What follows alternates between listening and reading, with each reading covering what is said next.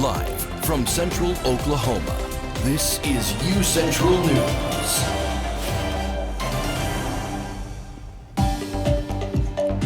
Hello, Bronco Nation. I am Luke Underwood. And I'm Abby Avers. Welcome to this edition of UCentral News.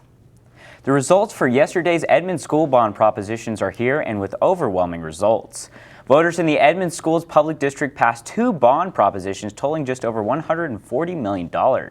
Proposition 1 authorized over $136 million for construction, renovations, improvements, and equipment upgrades across the district.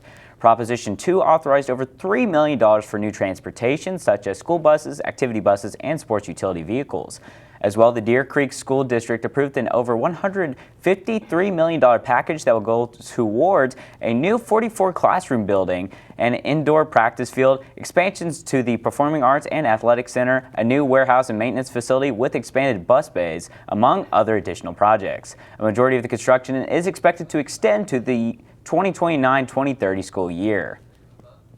A small town in Oklahoma is mourning the loss of two young boys who drowned over the weekend. Brody Myers has the story. A big tragedy strikes the small town of Avant. The Osage County Sheriff's Office says two little boys, just 8 and 9 years old, died Sunday after falling through ice on Bird Creek. Deputies say the boys drowned. You know, everybody was shocked. Jonna Brown says she's like a mom to all the kids in town. While I listened to her, she told me it was Emmett Bennett and Talon Winery who died Sunday. Everybody's supporting the families, supporting each other, you know, trying to help each other. It's typical small town. Two GoFundMes are posted online to help the families. At press time, both had raised more than $5,000. Everybody knows everybody for the most part. And Jonna knew these two boys well. She said they were inseparable best friends, always adventuring together. As she remembers their precious lives, she reflects on the last time they spoke. One of the last conversations we had, we talked about heaven and how all your favorite things are there and no homework and extra snacks. And, you know, so that's what I thought about, the very first thing I thought. For the boys' classmates at Avant Public School, this is a challenging time navigating grief. Superintendent Chad Joyce said in a statement, quote, "Our focus at this time is on caring for our students, staff, and families with compassion and sensitivity during this incredibly difficult period. Counselors will be available throughout the week to support any students, staff, or families who may need someone to talk with." The kids need to know they can feel whatever they need to feel. You know, I had one mom, well, my son's not even sad. Well, they just don't know how to process it. They're little. Emma and Talon were too little for this fate, but the town of Avant is remembering them fondly. It was once again sunny, but I'm personally wondering if it will stay. Absolutely, me too. Sam, how's it looking right now? Hey guys, Sam Fraley here with your first look at weather. It is currently 59 and mostly sunny here in Edmond, Oklahoma. Some very light winds, north only 3 miles an hour. Humidity very low today, 26%, and it feels just a little bit warmer at 64 degrees. Coming up this week, the fire threats are going to continue with those south winds we've been seeing throughout the state, but not this weekend they won't, because we've got a little bit of rain on the way. Best chances for that are Friday night into Saturday morning, and we've got some spring-like weather early next week, giving us a little preview of the season to come. Guys, back to you at the desk. Thank you, Sam. Major developments in the Nancy Guthrie case came late Tuesday evening, with a person detained for questioning.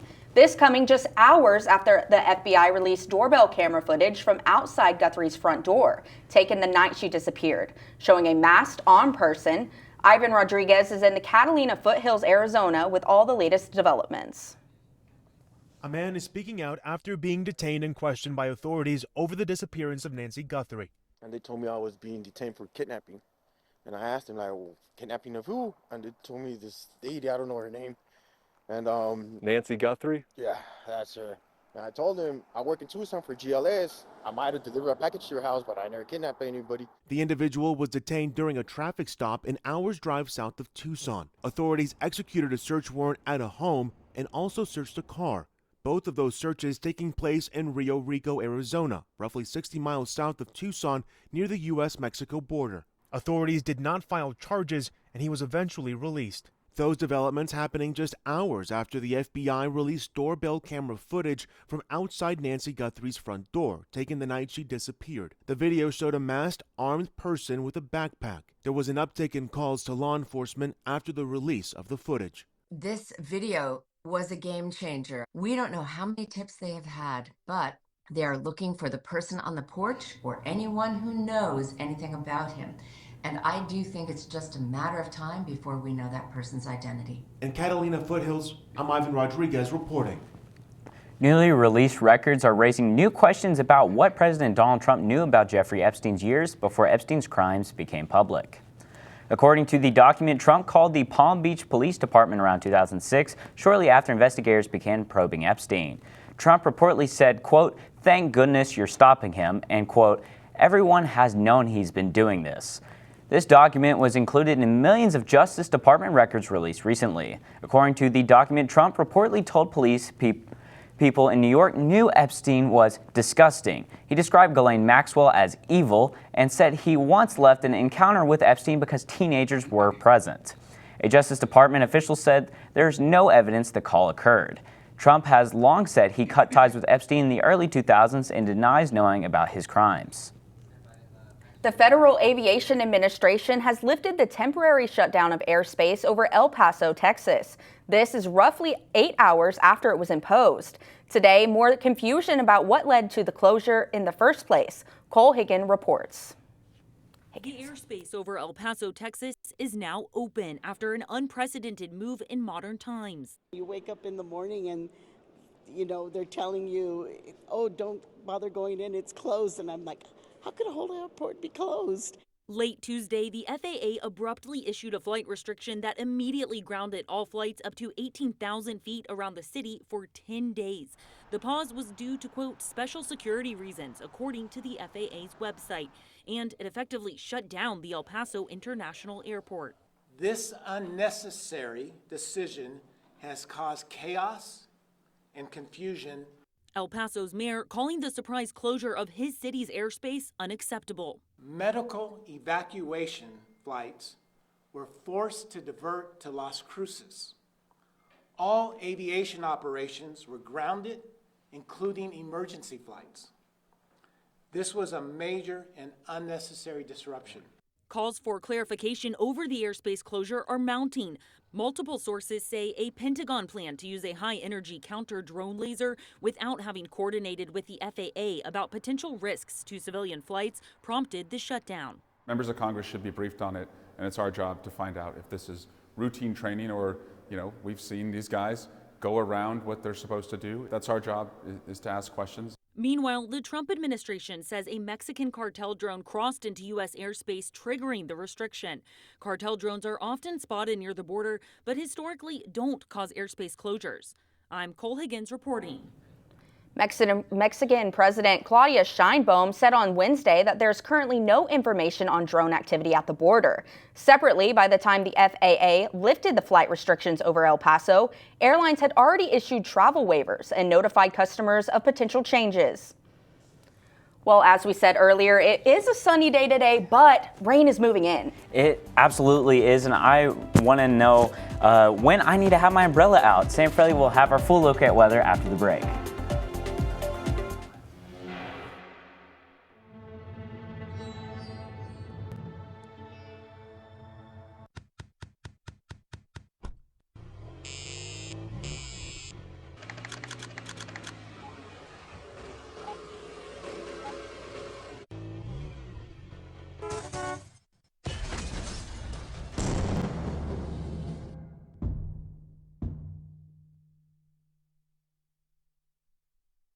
It's time to explore, to come out and play. Our city is waiting, so what do you say? Whether daytime or nighttime, the right time is now. Finding those moments to make you go wow. Amazing new places to fit every mood. Shopping and dining. Did we mention the food? There are green parks and ballparks and water parks too. Museums, attractions, and also a zoo. The modern frontier is the friendliest place. Now is the time for your dreams to be chased.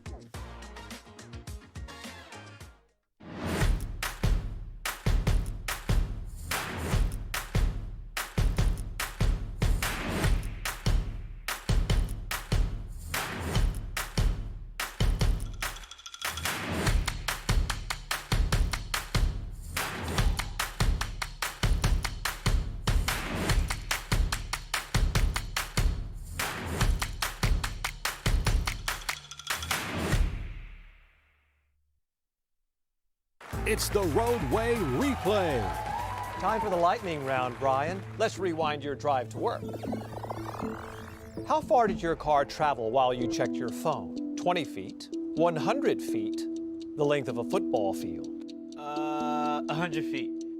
Oh, sorry, Brian. In just 3 seconds on the highway, your car traveled the length of a football field. Distracted driving? It's no game.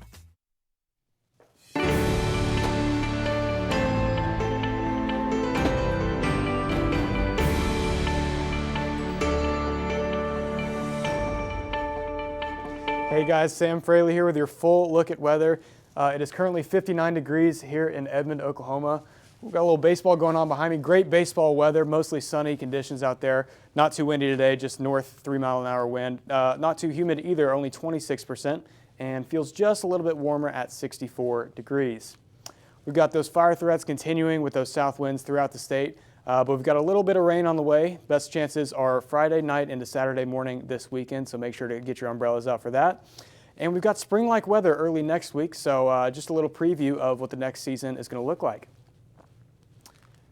Whoops. What have I done? Okay, there we are. There we go. 59 there in the metro area. We've got mostly 50s across the state with some low 60s there in the southwest, even getting up to 71 there in McAllister, but pretty warm today. Tonight it will get a little bit chilly though, 38 degrees, mostly clear conditions. Those winds kicking up to eastern 8 miles an hour, so a little bit more windy today and a little bit more humid as well at 20%, but no chances of rain tonight. 38 there in the metro area. A little bit warmer there in McAllister, still at 40 degrees, but we're seeing 30s across most of the rest of the state except there in the Panhandle where it's 40 in Guyman. Tomorrow, sun's going to come up about 7:20 a.m., a little bit chilly, 42 degrees, and a little bit cloudy, but not too bad. Going to be very nice around lunchtime, 64 degrees there, the clouds still staying there, and they are going to continue throughout the night. Sun's going to set around 7 p.m., and we're going to see about 66 degrees that night. 70 there in the metro area, 60s up in the north, and then we see a couple places 70 there in the south, except for 64 in Lawton, but mostly high 60s and low 70s throughout the state.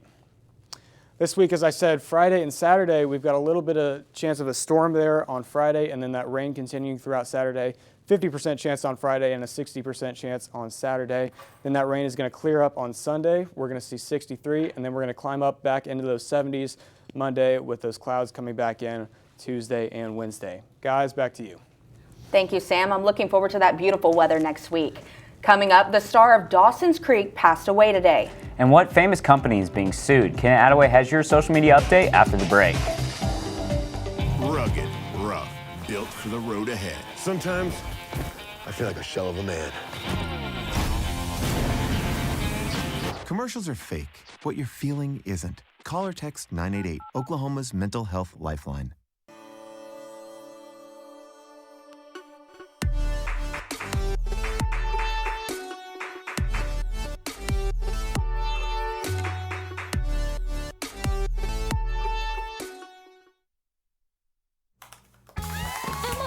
Did you hear? Todd's in the hospital. Who's Todd? He got a collapsed lung from vaping. He thought it was cool. Not cool. Promise you won't vape, Emma. It can lead to a lifelong addiction, and we can't be friends if your lungs collapse. Bogus. Wacky sitcom teens aren't the best people to talk to your kid about vaping. Hey, you got a minute? You are. Start the conversation with your child about vaping today.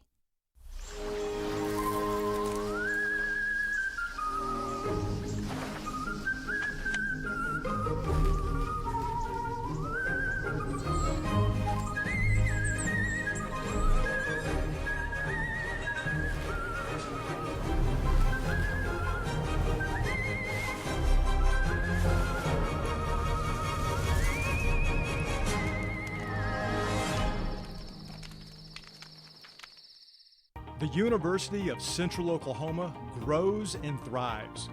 We move forward, daily living the Bronco way, being reflective of our neighborhood, community, history, and Oklahoma. This is what has made us who we are. Oklahoma's Metropolitan University, the third largest university in Oklahoma. This is where movement is. This is the University of Central Oklahoma.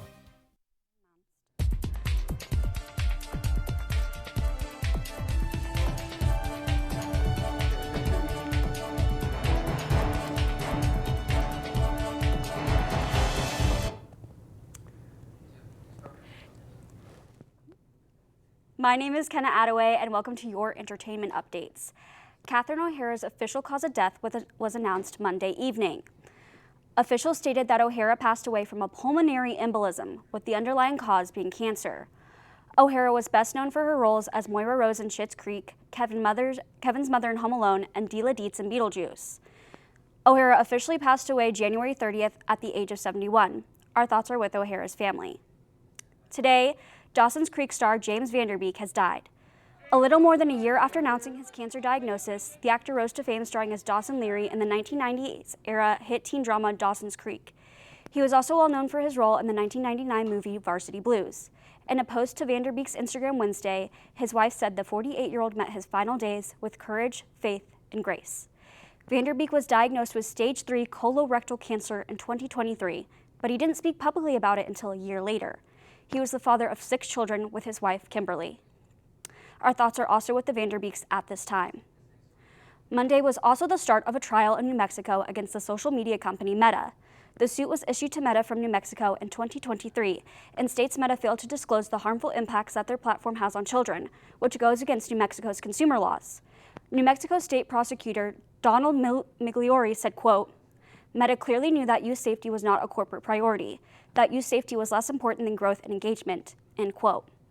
Meta's attorney Kevin Huff told the jury in response that, quote, you must instead focus on whether Meta disclosed the risks to their user, and the evidence will show that Meta did that, end quote.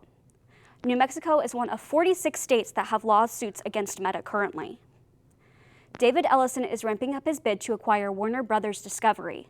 Now Paramount says it will pay WBD shareholders $650 million for each quarter its deal with Netflix is not closed. That offer starts next year. It is intended to hedge uncertainty around obtaining regulatory approval, which could take months or years. Paramount is also offering to pay WBD's $2.8 billion termination fee for canceling its inked deal with Netflix. WBD's management has rebuffed Ellison's offers in the past and stood by its $83 billion Netflix deal. But it's a hostile takeover attempt, and shareholders will get the final word. They are expected to hold a special meeting in late March or early April. Monday, pop icon Chappell Rowan cut ties with her talent agent Casey Wasserman. This comes after Wasserman was cited having ties with Ghislaine Maxwell, Jeffrey Epstein's girlfriend. Wasserman has said publicly that he regrets having contact with Maxwell and that he did not have a personal relationship with Epstein. On Instagram, Chappell posted a statement saying, no artist, agent, or employee should ever feel expected to defend or overlook actions that conflict so deeply with our own moral values. That's all I have for you today, Broncos. Now back to you guys at the desk. Thank you, Kenna. A fight broke out in the NBA today. And what is happening with UCO baseball and softball? Sam Fraley has your Broncos sports update after the break.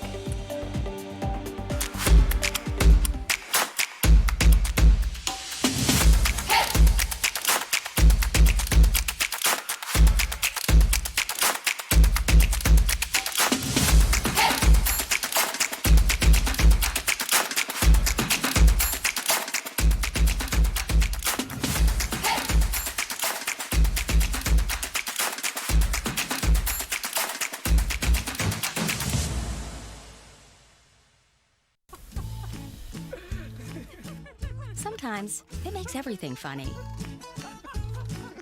Sometimes it's nothing to laugh about.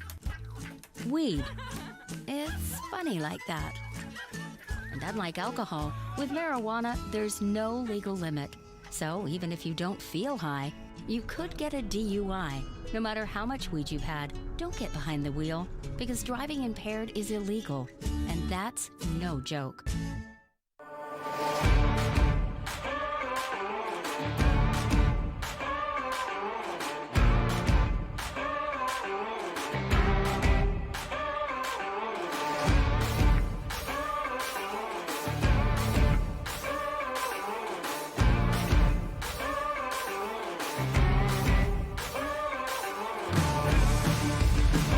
Hooves up, roll Chos. Today's a great day to cheer on the Broncos.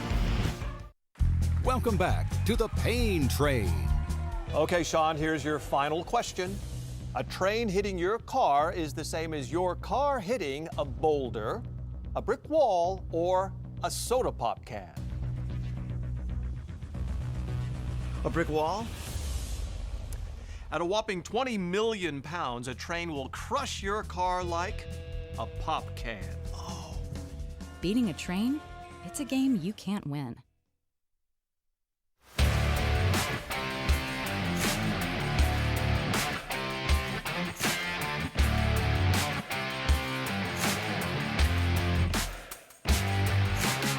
Hey Broncos, I'm Sam Fraley here with your Wednesday Sports Update. The UCO softball team head to Tahlequah this Thursday for the Cherokee Nation Festival Tournament. On Thursday, they'll face Oklahoma Baptist at 2:30. On Friday, they'll face Harding University at 11 a.m. and Arkansas Monticello at 4 p.m. They'll end off the trip on Saturday, taking on Southern Arkansas at 11 and Southeastern Oklahoma State at 1:30. The Broncos baseball team will play a series against Colorado Christian University at home this weekend. They play at 3 p.m. on Friday, noon and 3 on Saturday, and just noon on Sunday. The UCO men's basketball team has some important games coming up. They're taking on Rogers State on Saturday, February 14th at 3:30 and challenging the number 3 in the country Washburn next Saturday at 7:30. Washburn was ranked number 1 but dropped to 3rd after a loss to Central Missouri on the road. Well, it was fight night on Monday in the NBA, a big fight in the Charlotte Hornets Arena resulting in 4 suspensions following the game. So as you can see here, Moussa Diabate and Jalen Duren get a little hooked up, and then a shot to the face really set everything off, having to be restrained. As you can see, all the coaches and staff coming over just to restrain these two players. Everything getting out of control, the fans even getting a little bit too close to the action. Moussa Diabate just having absolutely no control over his emotions here, as you see more and more staff members coming out just to put an end to this. And when there's a fight, you know Isaiah Stewart is going to get involved. So he and Miles Bridges begin jawing at each other, resulting in their suspensions as well. As you can see, Diabate still having to be restrained there. For the Pistons, Isaiah Stewart has been suspended for 7 games and Jalen Duren suspended for only 2 despite starting the altercation. As for the Hornets, Miles Bridges and Moussa Diabate have both been suspended for 4 games. All 4 players have also been penalized with hefty fines. Guys, how do we think about these fights? Yeah, it's pretty crazy. I mean, Beef Stew is always ready for a fight, so I'm not really surprised he ran off the bench to go into a brawl. Absolutely. Thank you, Sam. Coming up, the Walk for Peace has ended and the whole journey was documented. And Sam Fraley has our last look at weather after the break. The University of Central Oklahoma grows and thrives. We move to meet our students where they are and get them where they want to go. Over time, thousands of students have made the move to UCO. They come to pursue their passions and find their calling, to improve their lives, families, and communities. UCO moves and motivates students in and out of the classroom. Here, potential takes flight. Our students' curiosity ignites a spark that fuels transformation. Oklahoma's Metropolitan University, the university that hasn't stopped moving since 1890. In fact, we are gaining momentum. This is where movement is. This is the University of Central Oklahoma.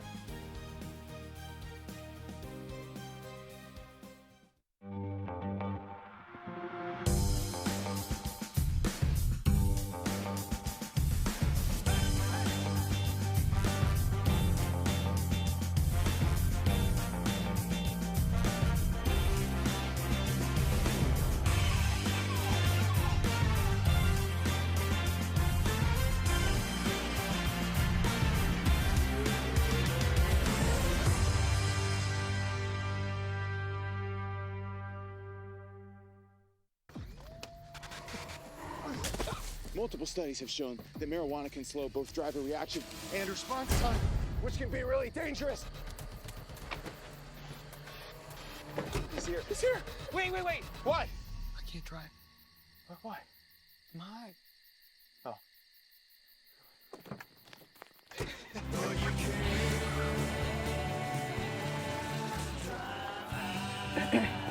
my house.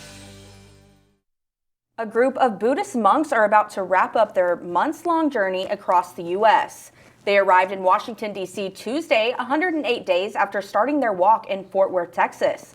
Some of the monks have roots in Vietnam and embarked on the trek as a simple way to promote peace and unity. They have made multiple stops along the way and engaged with the public. The 2,300-mile walk hasn't been easy. One monk lost his leg after a driver crashed into their caravan in Texas. A dog named Aloka, who was walking with them, needed knee surgery in South Carolina. The monks also trudged through what has been a brutal winter in many parts of the country. The Walk for Peace will officially conclude Wednesday at the Lincoln Memorial. Wow, I cannot believe they walked 2,300 miles. That's just absolutely insane. That is crazy, and I feel terrible for the monk that had that problem with his leg. Yes, absolutely. And the dog as well. Knee surgery. I know many people who've had knee surgery, and it's never fun. Let's toss it over to Sam with our last look at weather. Hey guys, one last look at weather here. It's going to get down to about 38 degrees tonight. Mostly clear conditions, but a little bit of cloud cover. Those winds coming from the east at 8 miles an hour, and just a little bit of humidity at 20%, but no rain tonight. It'll be 38 there in the metro area as we see 30s across most of the state, 40 there in McAllister and Guyman, but high 30s and low 30s in the north and high 30s in the south. Tomorrow, sun comes up around 7:20 a.m., 42 degrees. Partly cloudy conditions going to remain throughout the day. Noon it'll be nice though at 64 degrees as we end off the day at 66 degrees in the evening. Guys, back to you.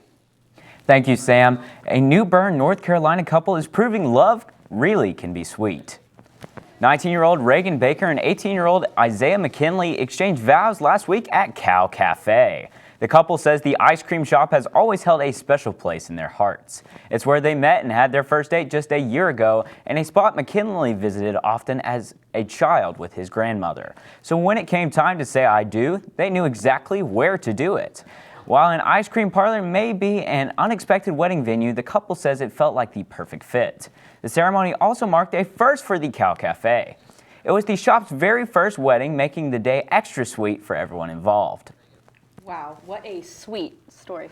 Absolutely, very sweet indeed. I've been to a few weddings, but I cannot imagine having, especially some of the weddings I've been to, they're kind of big, you know, having it in such a maybe small parlor. So no Cal Cafe wedding for you? Probably not. It's probably not. Gotcha. Whenever that happens. Okay. Well, unfortunately, that's all the time we have for today. I'm Abby Avers. And I'm Luke Underwood. Thank you for tuning in to this edition of UCentral News. Oh, gosh. I honestly